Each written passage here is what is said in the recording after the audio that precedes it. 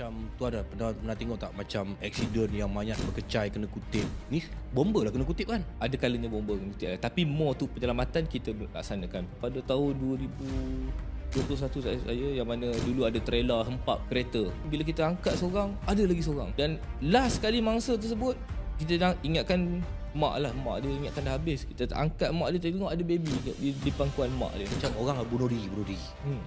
Bunuh diri ni selalu ada. Tak silap saya 2 minggu lepas, dalam bulan ni kita pernah terima kes tu nak bunuh diri dalam satu blok seminggu 2 kali.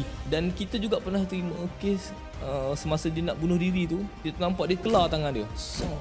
Sok. Nampak kata kita pujuk pun nampak. Ni dah lah tingkat 5 ke tingkat apa saya tak ingat lah. Kelar bergaduh punya pasal, bukan bergaduh tapi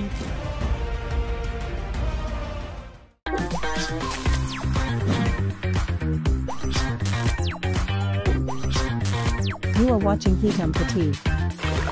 Welcome back podcast Hitam Putih Kehidupan hari ni yang dibawakan oleh Usanita. Hari ni kita bersama lagi dengan siapa ni?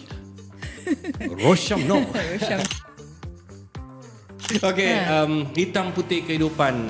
Terima kasih kerana support kita orang punya podcast Hitam Putih Kehidupan dan di antara top 5 podcast terkenal di Malaysia. Top 5 Top 5, maybe top 3. Dan kita dah ada hampir 20 juta total view untuk musim yang pertama dan kita harap untuk musim yang kedua ni juga akan bertambah-tambah 2 kali ganda.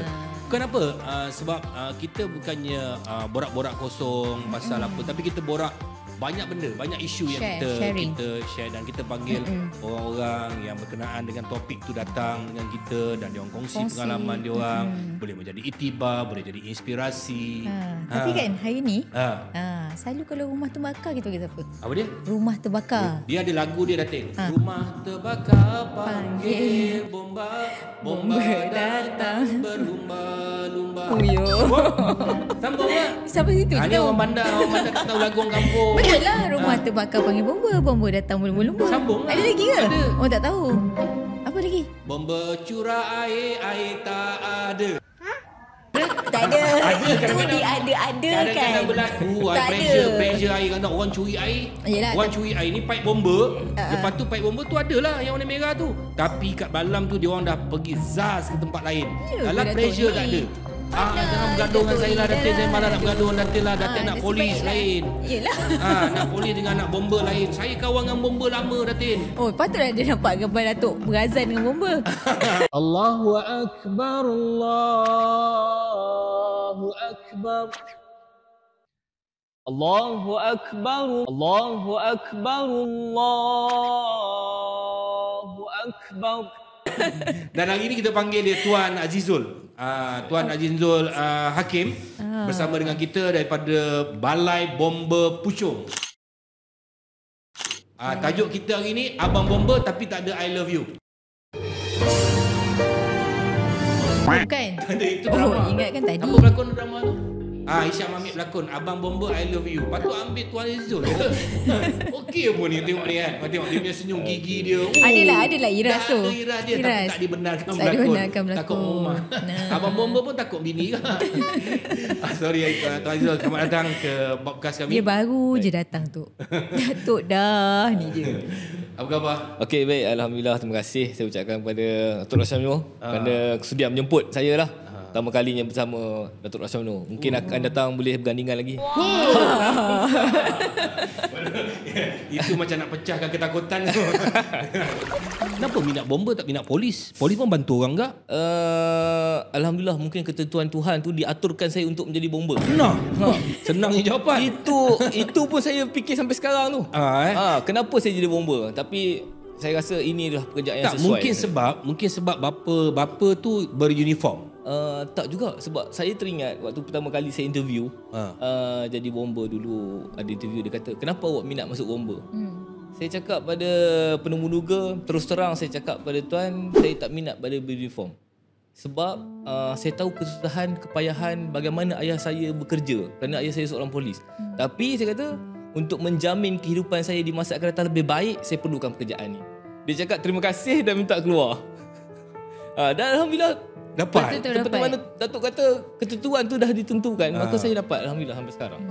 Tapi muda-muda lagi bawah 34, tengok tu paku 2 tu. Kan. Terfikir ke nak jadi ketua balai?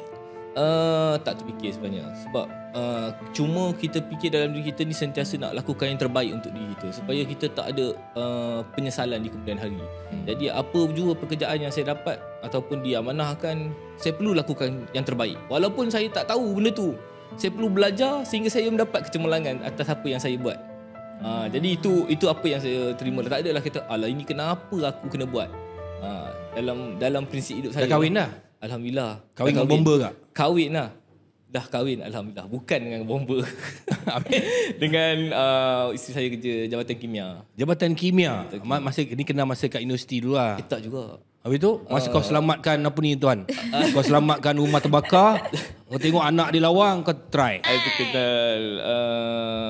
kenal macam tu lah. Elah nak rahsia pula. Alah, dah terlupa tu banyak sangat girlfriend. Handsome macam ni kan. Oi, cepat sangat dia lupa ni. Ni handsome ni tengok. Dia antara pegawai gombel. Kau tengok handsome, senyuman dia, gigi dia. Datuk buat saya terkemut-kemut nyanyi lalu. Tapi apapun, jumpa jodoh lah. Ya. Okey, berapa anak dah?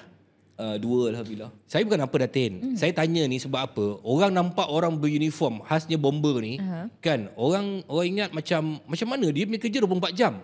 Macam tu ke rutin kerja dia? Sebenarnya dalam jabatan bomber ni dia ada kerja office hour, ada yang kerja shift. Tapi balik pada balai saya utamakan pada balai saya, balai bomber dan Budak Pucung, sebab saya selaku ketua balai di sana. Kerja di balai bomber dan Budak Pucung bahagian operasi ni kita banyak more tu kerja sebagai kru lah, iaitu shift. Shift ni kita masuk kerja daripada pukul 8 pagi sehingga 8 malam, kemudian malam esok sambung untuk kru. Dia ada 3 shift, A, B dan C. Sekiranya shift pagi ni adalah kru A, maka malam nanti kru B. Besok malam kru A balik. Sambung balik. Dan dia akan kerja 1 pagi, senang cerita 1 pagi, 1 malam, 1 off. Rutin dia selagi tak bertukar, segitulah dia sampai pension. Dia berpusing macam tu saja. Dia berpusing seperti itu. Tapi ramai orang tahu sebenarnya terlibat dengan kebakaran je. Tapi sebenarnya tanggungjawab bomber ni sebenarnya apa? Ya, tidak. Mula-mula saya menjejakkan kaki ke balai bomber Jabatan Bomber dan Penyelamat Malaysia ni. Mula-mula saya ditempatkan di bahagian keselamatan kebakaran. Okey. Bahagian keselamatan kebakaran ni kita ada 3 pula unit ataupun cawangan. Public awareness ataupun kesedaran awam, pendidikan awam, kemudian menghapus bahaya kebakaran, buat enforcement, and then pom processing plan lah. Kita buat plan dan sebagainya. Dan seterusnya dia ada juga bahagian operasi, bahagian latihan, dan banyak orang awam tahu ni hanyalah tertumpu kepada bahagian operasi. Sebab itu lebih viral orang cakap. Pergi mana-mana orang nampak jentera bomber. Sebab itu memang relate dengan operasi. Dia tak tahu bangunan tu nak kena ada bomber punya plan apa semua kan. Kalau kita ikutkan sebelum bangunan tu dibina, perlulah mendapat kelulusan daripada pihak bomber. CCC.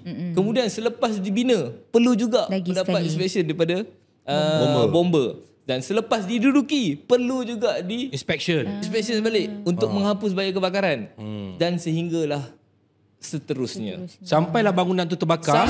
Sampailah bangunan tu kalau macam dah tua pun, bomber juga akan terlibat lah nak tengok apa semua kan. Jadi itulah sebenarnya pentinglah, banyaklah tanggungjawab. Memanglah bomber jangan ingat hati apa rumah terbakar panggil bomber je. Habis kalau ular, kalau orang nak terjun bangunan, tu tadi cakap. Kalau orang lemas nak cari mayat busuk apa semua. Betul. Tapi masa training, cuba cerita sikit masa training bomber ni, dia macam training askar ke? Polis ke? Pada pandangan saya lah. Sebab tak pernah ditunjukkan training bomber ni. Askar selalu tengok kan, askar ni ada filem apa semua. Bomber ni tak ada orang tunjuk lah macam training dia. Kita panggil dalam proses perekrutan lah. Perekrutan ni kalau kata kita ambil level yang paling rendah sekali adalah kita KB19 tu selama 4 bulan. Pada saya antara latihan yang paling susah, bukan susah lah. Susah sebenarnya. Bukan susah tu maksudnya tersusah sangat. Adalah pada ketika itu. Kerana kita nak transform orang awam ni kepada seorang badan beruniform ni cukup sukar. Yang mana pada ketika saya latihan dulu saya tak boleh berhubung dengan dunia luar. Maksudnya kehidupan saya dalam tu je. Jam tak boleh pakai, telefon kena ambil. Bangun pagi, dengar azan subuh, sembahyang subuh, lepas tu semua kehidupan kita orang tersusun mengikut tu. Kena berlari, kena hidup. Itu susah. Telefon semua tak boleh pakai semua? Semua tak boleh pakai. Selama 4 bulan? Kalau saya 6 bulan. 6 bulan? Kalau pegawai 4 bulan lah.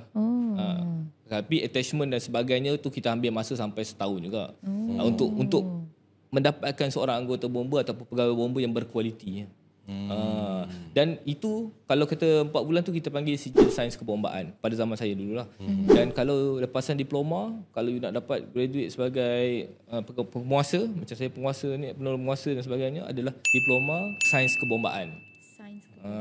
Kita kena pass yang tu dulu baru kita boleh dapat. Tapi tuan senang ketua balai, dua balai lah.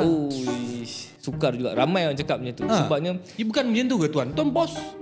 Sukar. Sebenarnya saya nak cakap senang pun tidak, susah pun tidak. Sebab semua kerja ni ada bahagian masing-masing.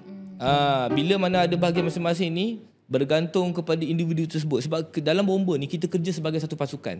Kalau saya nak mengharapkan seorang saja pakar, kalau contoh dia ni pakar tali, si A ni pakar tali, sekiranya dia cuti, masak saya. Kalau ketika itu pada orang nak bunuh diri, siapa yang perlukan? Jadi kepakaran dan kebolehan itu semua kena ada. Sebab tu kita bila transfer orang awam kepada anggota bomba atau pegawai bomba ni, dia masuk pada latihan tu atau perekrutan tu, semua diajar. Diasuh supaya ketahanan mental, fizikal, emosi dah tahan dengan situasi, dapat adapt dengan situasi semasa bila bekerja nanti. Mencabar. Dengar benda mencabar. Cabarlah Datin. Kan? So, orang tahu nak kutuk bomba datang lambat. So apa cabaran yang paling orang kata yang masih sampai sekarang tuan rasa tu cabaran paling tak boleh dilupakan? Pada saya, kerjaya sebagai seorang pegawai bomba ni, hari-hari mereka merupakan hari-hari yang mencabar. Sebab apa saya katakan sebelum saya lupa? Sebab kalau hari ini, kalau macam tadi, sebelum saya datang sini ada kebakaran kilang. Kalau tadi saya katakan ia kebakaran kilang, besok belum tentu kebakaran kilang. Kemungkinan kebakaran rumah. Ataupun besok lusa accident. Jadi hari-hari merupakan hari-hari yang mencabar. Dan that's why ramai orang kata, alah bomba duduk dekat balai, duduk saja. Tapi daripada pukul 8 pagi kita bekerja tu sampai pukul 8 malam tu, jadual kita full.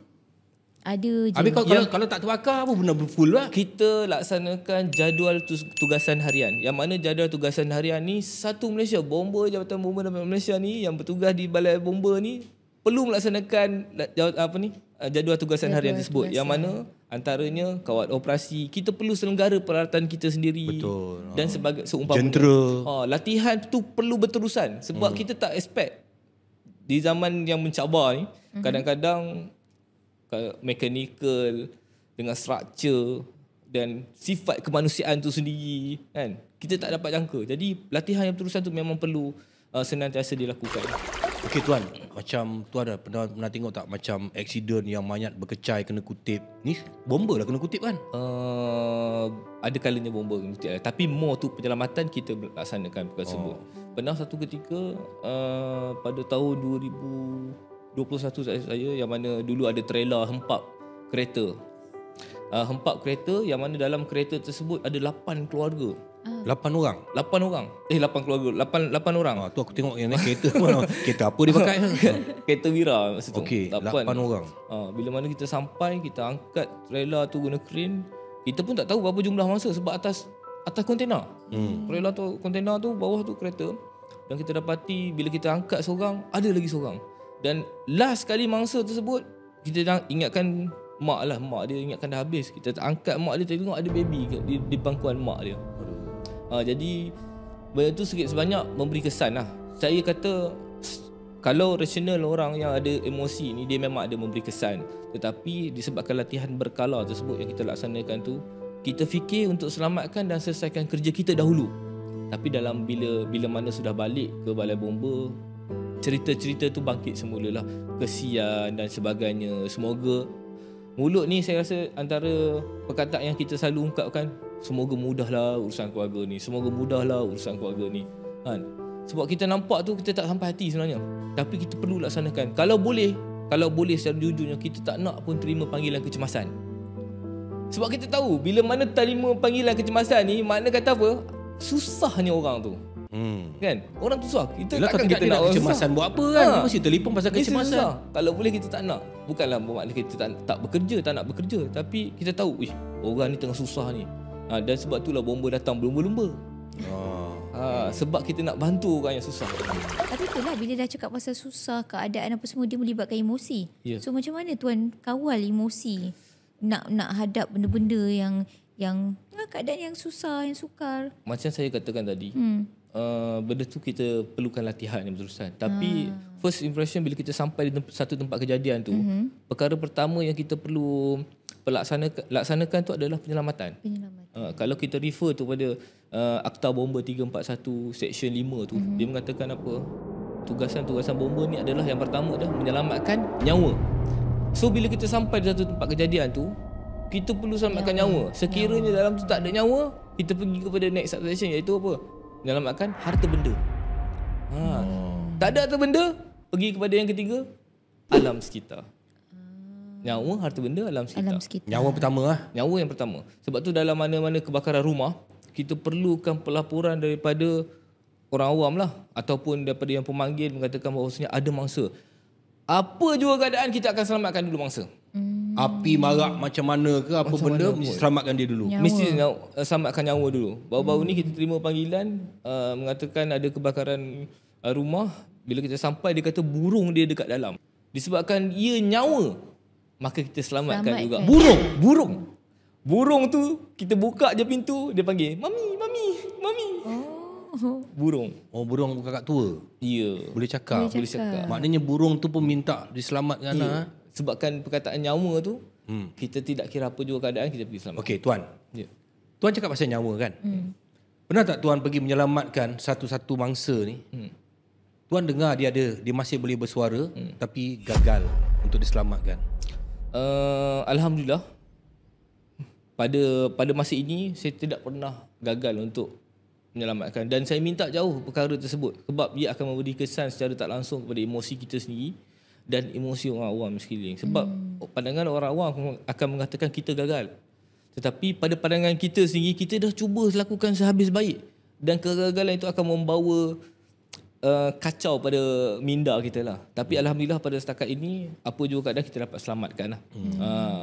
Cuma biasalah kalau kita macam 2 minggu lepas kebakaran rumah, bila kita sampai dalam satu tempat kejadian tu, ada keluarga mangsa, maklum mangsa dekat dalam. Kita pergi-pergi memang dah hangus, terbakar. Jadi itu tidak dapat diselamatkan lah. Sebab itu orang kan, itu Datin itu orang lain, orang awam kan. Macam mana pula bila kena dekat, bila sahabat sendiri dalam satu pasukan mati? Ada. Tahun lepas seingat saya ada, bukanlah dia ketika operasi, dia dah selesai operasi pada malam hari, kemudian dia nak off day, dia nak balik, kemudian dia ada kerja, dia meninggal. Jadi mana-mana pun, sebab kita ni bekerja dalam satu pasukan, dan ungkapan seerat, serasa, sehati, sejiwa tu, kekeluargaan tu memang kita secara semula jadi dia akan terterap lah dalam kehidupan pasukan ni. Maka secara tak langsung dia memberi kesan yang mendalam lah.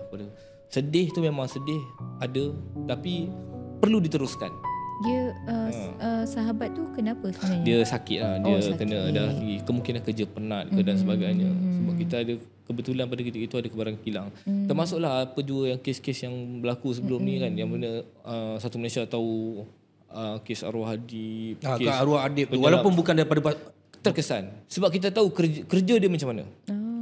Bukan maksudnya kerja arwah Adib tu, tapi kerja bomba tu kita tahu macam mana. Jadi satu Malaysia terkesan.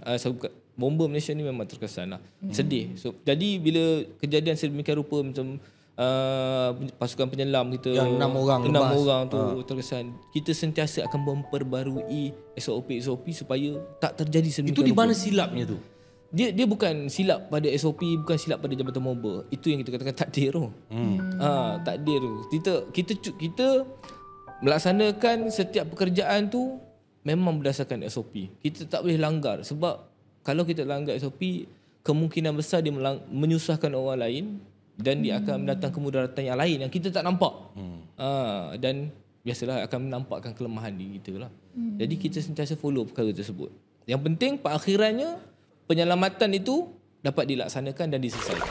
Macam ni Tuan, macam orang bunuh diri. Bunuh Bunuh diri ni selalu ada tak? Ada selalu. Selalu ke Tuan? Saya ingat saya pada tahun 2020 masa musim PKP, balai bomba dan puncuk ni top juga. Sehingga kan saya pernah menyelamatkan seorang wanita. Wanita nak bunuh diri. Dia berada di tingkat 25, tak silap saya tak ingat 20. 25 macam tu lah. Dan pada itu dia memang nak bunuh diri. Ketinggian 25 saya rasa angin tu kalau langkah tu rasa air. Bulu rumah tegang. Langkah dapat grab selamatkan dia. Lepas dah selamatkan dia, wanita ni dia buat episod pencarian diri saya sebab nak ucap terima kasih. Yang itu saya rasa terharu lah. Saya rasa sebab bomba ni kalau ucapan terima kasih tu sangat berharga. Di antara sebab orang bunuh diri ni kenapa? Macam tahun yang saya katakan tu, kita terima 7 panggilan kes bunuh diri. Saya rasa itu satu yang besar. Pada hemah saya, antara sebab orang nak bunuh diri antaranya adalah tekanan emosi lah. Kemudian hilang kewarasan. Bila tekanan emosi dia hilang kewarasan, pemikiran rasional dia tak ada. Dia mulalah halusinasi dan sebagainya, menyebabkan dia nak bunuh diri. Tak silap saya 2 minggu lepas, dalam bulan ni kita pernah terima kes tu nak bunuh diri dalam satu blok seminggu 2 kali. Maknanya dalam blok tersebut dalam satu minggu tingkat 26 nak bunuh diri, tingkat 28 nak bunuh diri. Dalam satu blok. Dan kita juga pernah terima kes semasa dia nak bunuh diri tu, kita nampak dia kelar tangan dia. Sok. Nampak kata kita pujuk pun nampak. Ni dah lah tingkat 5 ke tingkat apa saya tak ingat. Dia kelar gaduh punya pasal, bukan bergaduh tapi sebabkan tekanan emosi. Kita kalau gaduh antara, biasa kalau rumah ni gaduh adik-beradik ke suami isteri ke, dia takkan sampai nak bunuh diri, melainkan dia ada tekanan yang betul-betul menyentuh dia punya pemikiran dia tu. Yelah, itu hari saya tengok kat dalam TikTok, pasukan bomba kita adalah orang ambil gambar, ada perempuan dia tengah berdiri kat balkoni, dia nak bunuh diri. Yang bawah ni tengah pujuk-pujuk, yang atas siap pasang tali apa semua kan, nak turun, nak menyelamatkan, nak menyelamat, turun terekam dia kan. Yelah, kalau kita tengok balik pun macam mana, kalaulah katakan ikatan tu tak betul, yang bunuh diri ni tak mati, yang bomba ni lah yang ke bawah. Risiko lah, risiko. Tuan pernah bayangkan tak, ataupun pernah Tuan fikirkan macam mana keluarga kat rumah, macam mana emosi isteri Tuan, emosi isteri, pegawai-pegawai bomba yang ada dengan Tuan, mungkinlah berkenalan dan sama lain, macam mana dia orang nampak suami dia, bapak dia pergi kerja yang macam ni, macam mana dia orang menghadapi tu? Tak pernah ke orang rumah kata, bang, berhentilah bang, bawa Grab? Tak ada. Mula-mula tu sukanya Datuk. Mula-mula tu ada ketuan kau suruh bawa Grab. Apa benda Datin? Datuk soalan. Agak-agak lah Datin. Saya malas nak cakap. Saya aku nak marah tapi kena sabar. Jugalah. Malas Dia yang suruh tanya. Tak ada pun soalan tu dalam ni. Abang ni. Tapi tak ada masalah kalau nak bawa Dia Grab. WhatsApp aku, dia kata, okey, ni Datuk tolong tanya kan. Ni kalau ni Datuk tahu tak hitam putih ni kalau orang cakap bohong jadi apa? Jadi hitam. Dah aku pula bohong. Alamak, susah lah macam ni. Ini Ustaz Nita punya, aku ikut je lah. Yelah, aku salah lah. Women. Datuk salah. Datin, macam mana? Datuk pula. Tuan. Tak lama lagi. Tak lama lagi Datuk ni. Amin. Tapi kalau tak Datuk, tak ada lah kita interview dia ni. Kan? Emosi tu pada mulanya memang ada lah. Cuma bila dia dah hidup dengan anggota ataupun pegawai bomba ni kan, dia akan adapt secara semua jadi. Saya cuma terkesan bila mana pernah pada tahun 2021 banjir besar selepas PKP kan, Selangor kan. Ya, Selangor banjir besar. Bila mana banjir besar tu, anggota saya yang bertugas terkesan seramai 20 keluarga balai saya dalam pada ketika itu. Dia selamatkan orang, dia rumah. kerja, dia selamatkan orang. Rumah. Dan pada ketika itu rumah dia banjir. Angkut semua anak bini, minta kebenaran duduk kat balai. Saya kata tak apa, duduk selesaikan keluarga, kemudian pergi terus penyelamatan. Keluarga tidak, tidak. Jadi makna kata tu, dia memahami dan redha dengan pekerjaan suami dia. Saya rasa itu memang itu satu. Lepas tu Masa 2021 punya banjir ni, 2021 kan? 2021. Okey, banjir yang tak diduga. Ya, tu betul. Saya rasa ketika tu aset banyak dah pergi ke Pantai Timur. Ada juga. Kan? Jadi bila banjir kat Selangor besar macam tu dan orang semua tuduh bomba ni terhege-hege. Sebab banjir tu tak diduga lah, tak diduga. Tak Apa? dijangka. You all terima benda macam tu. Seluruh bomba kata, oh ni bomba ni terhege, lembab lah bomba ni. Kan? Orang dah tu duduk atas bumbung, tak makan, tak apa. waktu Dia tu tu di buat tak Selangor tahu. lah. Kan ada Di banyak Selangor, tu. ya. Padahal balai bomba pun, bot dia pun hanyut juga ni. Dia macam mana tu? Ya betul. Tak dinafikan lah. Perkara sedemikian rupa memang kerap terjadi. Kan? Kalau bukan cakap banjir Datuk, saya kongsikan bila mana rumah terbakar. Kan? Bila bomba sampai, kita dapati rumah kedua dah terbakar, rumah ketiga dah terbakar. Orang tetap salahkan bomba. Dia kata apa? Inilah bomba lambat tu. Tengok. Baru nak sampai. Dan tu viral pula kan. Walhal sepatutnya frontliner sebenar adalah diri kita sendiri. Sebab apa saya katakan di sini, kalau contoh rumah terbakar tadi, siapa yang perlu maklumkan bomba terlebih dahulu? Sebab SOP bomba dalam masa 60 saat kena keluar daripada balai bomba. Dan kita punya duration untuk sampai ke tempat tu adalah dalam masa 10 minit. So dalam masa 10 minit tu kita kemungkinan dapat menyelamatkan nyawa, harta benda maupun alam sekitar. Tapi apa yang masyarakat kita sekarang ni terjadi, bukanlah saya nak kata tak bagus tak, tapi dia lebih kepada Media sosial. rakam dulu. Rakam dulu. Tuduh dulu. Tuduh tu tidak dia rakam. Jadi bila dia rakam tu, bila masa dia nak telefon? Maknanya dia buat konten dulu. Bila masyarakat tu kita nak telefon. So kebanyakannya bila kebakaran besar ni, kita dah sampai ni, alamak dah 70% terbakar. 70% kita terpaksa selamatkan yang sekeliling. Kita nak selamatkan daripada, kalau rumah 1, 2, 3, rumah 2 dah terbakar, rumah 1 kita kena selamatkan, rumah 3 kita kena selamatkan. Berbanding kalau 20% kita hanya zoom pada rumah tersebut. Kan? Kita boleh attack untuk Bila cakap macam ni, orang ni orang awam lah. Orang awam, saya orang awam kan. Datin orang kayangan. Tak ada sama lah orang awam. Dia kalau bau tak kenakan kita. Sekarang. Suka aku. Okey, kereta boleh beli. Lepas beli kereta boleh tukar sport rim. Lepas tu boleh tinted kereta. Tapi fire extinguisher tu tak nak beli. Wow. Fire? Betul. Fire apa macam mana sebut dia?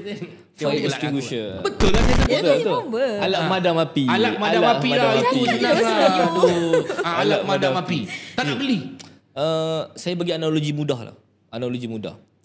Sepanjang hidup kita, kalau kita sakit, kita nak jaga diri kita daripada demam panas ataupun sakit di hari tua ni, kan? Apa kita laksanakan? Kita makan suplemen, jaga kesihatan, tidur yang cukup, prevention kan.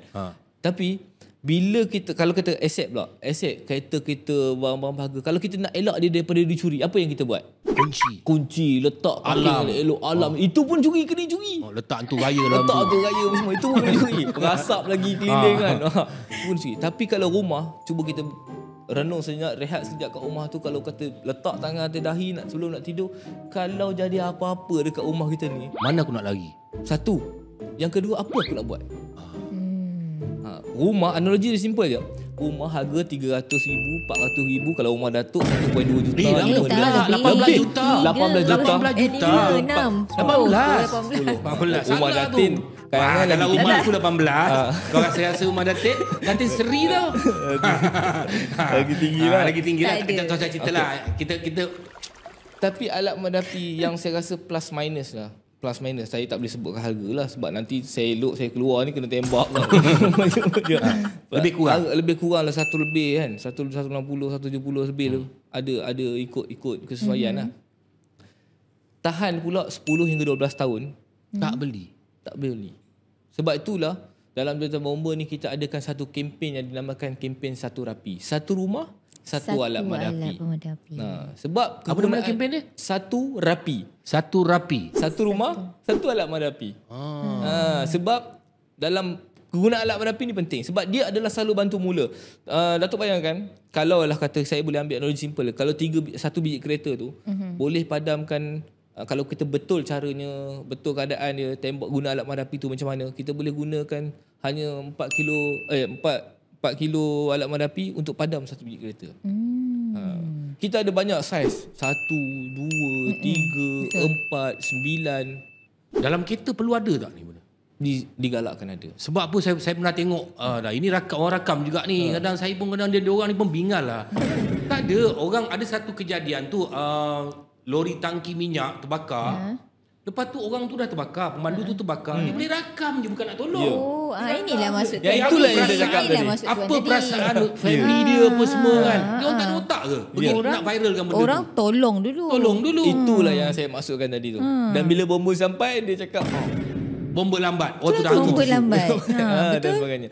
Tapi kalau kata kita ada beberapa teknik. Kalau kata orang terbakar ataupun baju kita terbakar, benda ni kita ajar daripada seawal usia tadika yang kita namakan Club 3K.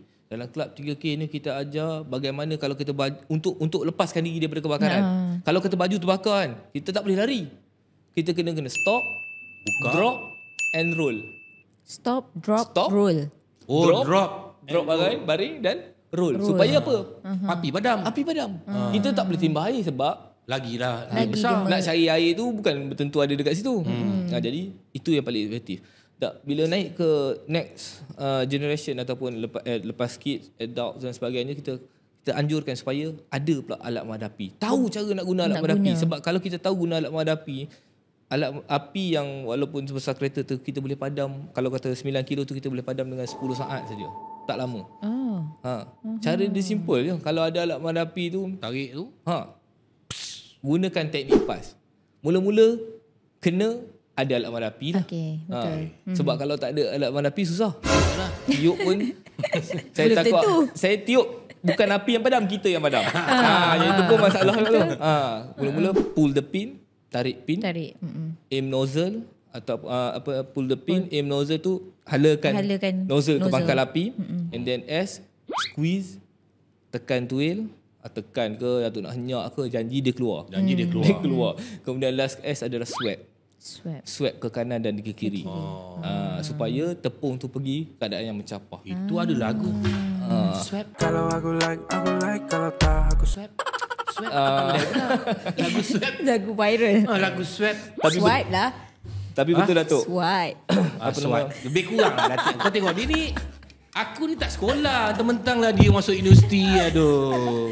Taklah nak cakap dengan Ini tuan memang ni. dua-dua orang universiti. Kalau dia dah dapat je geregu dia kutuk aku, dia geng orang sana. Tak, saya nak tanya. Rumah 18 juta Datuk. Ada lah, 15 tak? tak lupa. Silap 28. 28 juta tu. Ada berapa banyak pemadam api? 8.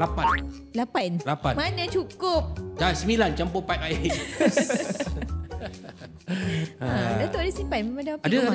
ada. Ada. Baru ni saya bising kat Omar, saya kata, engkau tahu dekat luar apa ni? Pergi hantar orang tu datang servis balik, tukar balik kan lama ni. Dia kena keluarkan benda tu, nanti dia isi gas. Dia macam gas kat rumah tu, gas dapur tu. Dia kena servis kan? Kena servis lah. Benda tu kadang-kadang benda lain boleh beli dia orang ni. Jahanam lah dia orang ni. Kan? Saya setuju.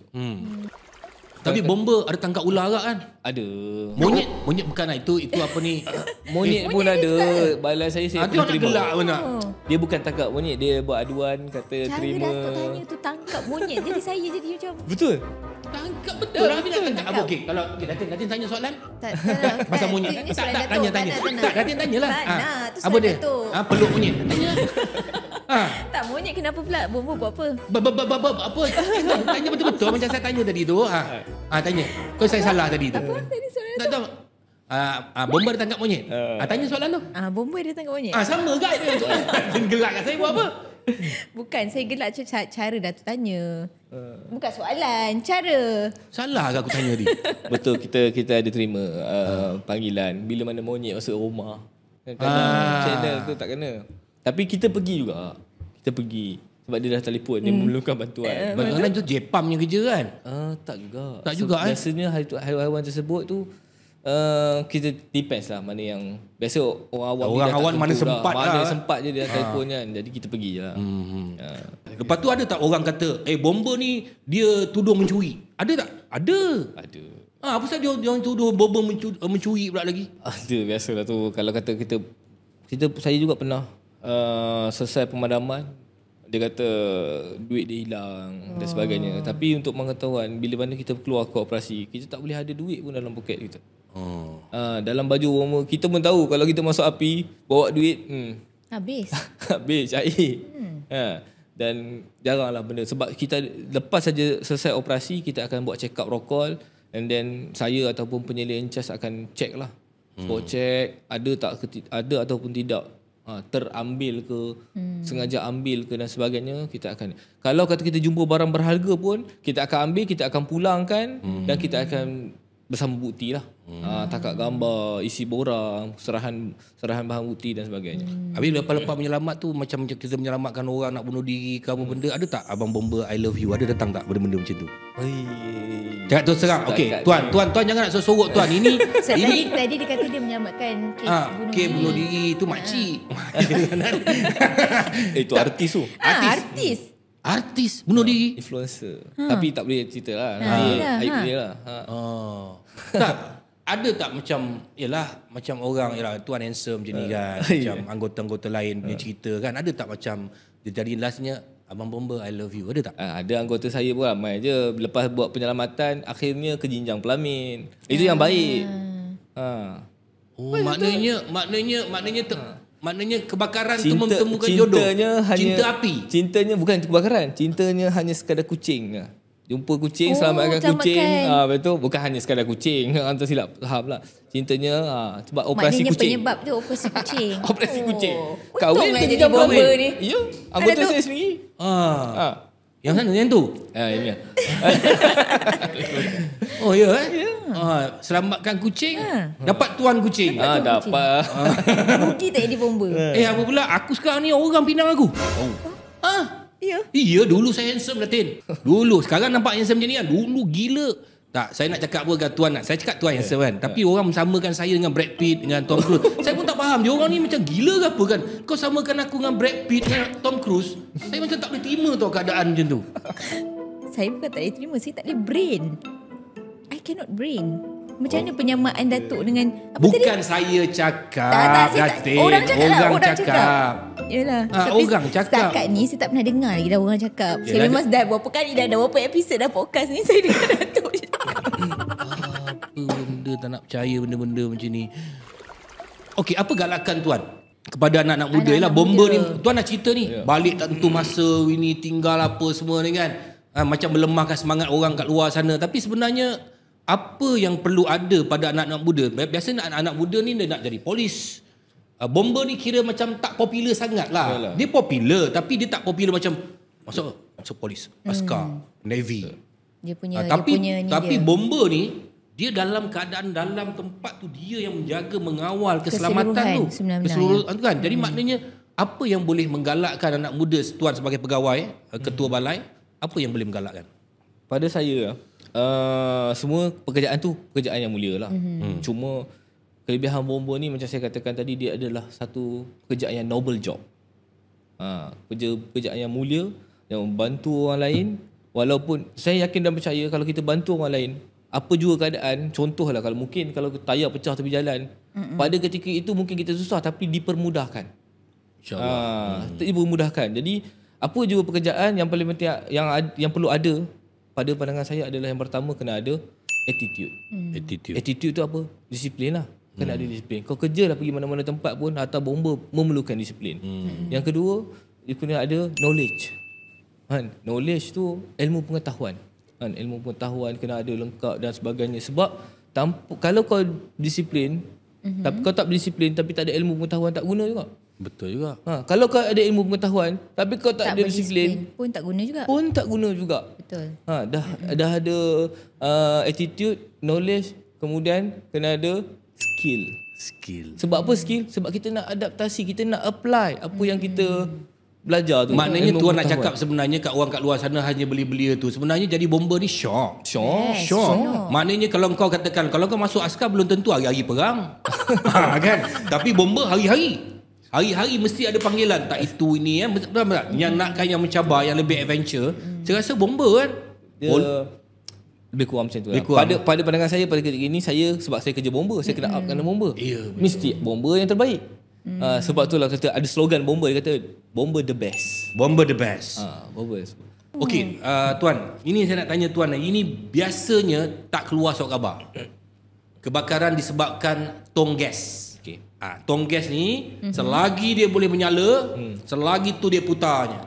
Patutnya benda tu dah keras, dia punya piping tu dah keras, dia punya kepala tu dah lama apa semua. Ini apa saranan tuan? Ini kebakaran yang kerap berlaku tapi memang jarang keluar surat khabar. Kalau kita tengok dekat internet ada banyak gambar-gambar CCTV yang terletup daripada dapur gas ni. Satu yang saya nak kongsikan pada tuan-tuan, yang pertama, tong gas ni dia tak meletup. Tong gas tak meletup? Tak meletup. Sebab pada saya tong gas tu tak meletup. Sebab bila kita sebut tentang letupan, benda tu tak ada. Bila meletup, satu benda tu letup, mesti dia berkecai, hancur. Tapi kalau kata dalam mana-mana tempat, kalau kata kebakaran rumah, tong gas meletup, tong gas ada je. Cuma mungkin ada keadaan di mana keadaan yang menyebabkan dia ignite dan meletup. Tak dinafikan, adalah di beberapa tempat. Tapi keadaan di Malaysia ni yang open surrounding, ada air circulation, ada udara yang keluar masuk, dia sukar untuk meletup. Boleh juga. Kalau gas menyambar, jangan takut. Jangan takut. Kalau kita tengah masak petik, pup, gas tu menyambar, jangan takut. Kita boleh padam, jangan risau. Kalau kata dapur gas tu, pergi ambil kain basah, kita panggil selimutkan dia. Pekup selimut. Kalau takut juga pergi ambil pekup apa? Tekuk. Pekup pula. Orang Perak kot ni. Ya, benar. Mana orang Perak ni? Pekup kan? Pekup. Kalau takut Datuk ambil hose ni, Datuk kepak dia. Patahkan dia. Jadi gas dia tak keluar lah. Gas tu tak keluar, cabut kepala gas. Cabut kepala gas tu. Jadi tarik gas tu keluar dan api tu akan padam. Sebab apa? Gas api yang bermula pada gas ni dia special tu. Dia tak pergi ke mana-mana. Contoh Datuk main reset aerosol kan.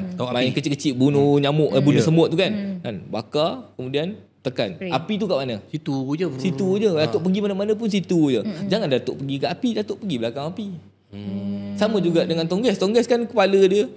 Valve dia ke sana je kan. Jadi cara yang kedua yang berani sikit, tarik tong gas tu keluar. Tarik tong gas tu keluar. Kalau berat sangat, tarik tong gas tu keluar. Kalau berat, golekkan dia keluar rumah. Golek. Sebab macam saya katakan tadi, maknanya api dekat situ je. Jangan panik lah. Kadang-kadang dia orang panik. Kalau ada orang dia simbah air. Air tu susah sikit. Sebabnya bukan media pemadaman yang sebenarnya. Boleh bomba padam guna air, tapi adalah teknik dia. Cuma kalau orang ni kalau simbah air, api gas ni, dia takkan lut dengan air. Dia kena tutup juga injap dia, valve dia. Faham Datin? Valve tahu, injap tu tahu, injap. Tutup tu. Banyak sebenarnya, tapi kali ini kita berborak tentang asam garam dan juga apa keperluan anggota bomba itu sendiri dan apa keperluan unit bomba itu sendiri dan apa SOP dan bagaimana orang awam harus respon kepada segala kecemasan, apa yang perlu dibantu. Dan kita dah borak dengan Tuan Azizul tadi dan sedikit sebanyak boleh membuka ruang untuk anda berfikir betapa pentingnya keselamatan. Bukan hanya diharapkan kepada pasukan bomba, tetapi sebenarnya kesedaran kepada keselamatan tu harus bermula daripada individu tu sendiri. Mereka harus menyelamatkan nyawa mereka dulu. Nyawa mereka dulu kan. Kalau berlaku apa-apa kat rumah anda, selamatkanlah nyawa anda dulu, keluar dulu, kemudian barulah uruskan pihak bomba. Jangan mengada-ngada pergi menyelamatkan harta dulu, tak cari nyawa dulu. Itu satu kesalahan yang paling besar yang berlaku pada orang awam. Dan kita harap, ya Datin. Dan kita harap sharing kita hari ini juga dapat beri manfaat pada orang kat luar sana. Jangan kecam, jangan terlalu nak orang kata tengok yang viral pasal yang tak baik, yang negatif. Ambil yang positif, kerana banyak yang sebenarnya macam saya tadi kata, saya rasa saya tahu pasal kebakaran, tetapi sebenarnya lebih daripada itu. So inilah yang dikongsikan dalam podcast Hitam Putih. Datin ada permintaan. Permintaan apa tu? Dia kata suara Datin sedap, minta nyanyi lagu Bomba Datang Belum-Belum. Tak payah dah Datuk. Dah nyanyi dah. Tak ada. Itu. Bila dah ada peminat minta, jangan sombong Datin. Tengok bila dia dah podcast, dia dah pergi sampai 15 juta orang tengok. Orang minta dia nyanyi, tak nak nyanyi. Sombong betul. Saya tak pandai lah. Apa pula suara tak pandai? Datuk je tadi sedap. Cuba nyanyi sikit. So nantikan podcast nanti Hitam Putih di Suhan Channel dan Usanita setiap hari Ahad 9 malam. Bye. Assalamualaikum. Bomba datang berlumba-lumba. Usanita, ku Usanita.